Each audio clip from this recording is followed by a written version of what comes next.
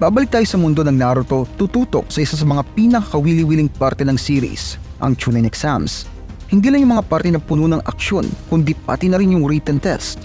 Isang bahagi na puno ng tensyon, strategy at hindi inaasahang mga lesson. Pero bago tayo magsimula, make sure na i-hit mo yung like button at i-subscribe ang channel ko kung hindi mo pa nagagawa. At i-click din ang bell notification kung gusto mo ma-notify sa mga bagong videos ko.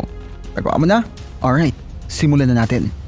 Naalala mo ba yung Chunin exams arc sa Naruto? Malaking parte yun simula, di ba? Mga batang ninja stars na nagtatry mag-level up. Habang ang karamihan ay naalala yung mga intense action parts tulad ng Forest of Death o yung mga one-on-one battles, pag-usapan natin yung unang parte nito, ang written test. 2 episodes lang to pero let me tell you, worth watching sila. Bago mag-umpisa ang laban sa Chunin exams, may written test muna. Punong-puno ng mas matatandang ninja yung kwarto. Isipin mo sila bilang mga guro na nagbabantay sa mga estudyante habang nag-e-exam. Pero ito yung twist. Kapag may nandaya, mababawasan ng points. At kapag may isang miyembro ng team na nakakuha ng 0, well, bagsak ang buong team. Yikes! Ngayon, dito na nagiging interesting. Yung mga tanong, sobrang hirap, parang walang makakasagot.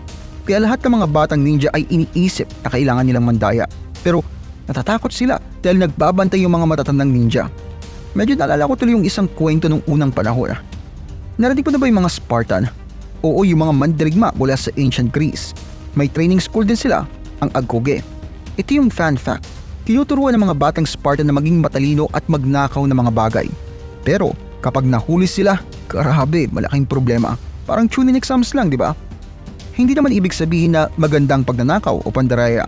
Ang punto ay kung gagawin mo ito, maging matalino ka. Pareho nang gustong ituro ng Chunin exams at ng mga Spartan ang aral na ito. At ang ating paboritong ninja, si Naruto, well, nagdesisyon na mandaya. Pero sobrang focus siya sa hindi pagkakahuli, nalimutan niya ang buong punto ng test. At ang huling twist, hindi tungkol sa tamang sagot ang written test. Tungkol ito sa teamwork at pagiging sneaky. Ang huling tanong ay isang sorpresa rin, kung ito sa kung gaano katapang ang mga team na magpatuloy. Kahit na parang boring ang test na ito, naging pinakakul na parte ito ng arc. Sino bang mag-iisip na isang written test pala sa isang kwento ng ninja ang magiging exciting at may kakunting kasaysayan pa mula sa mga Spartan? Sobrang astig, di ba? Kung gusto mo ang ginagawa ko dito, huwag kalimutang mag-like at mag-subscribe. Maraming salamat sa panonood at kita-kits tayo sa next video.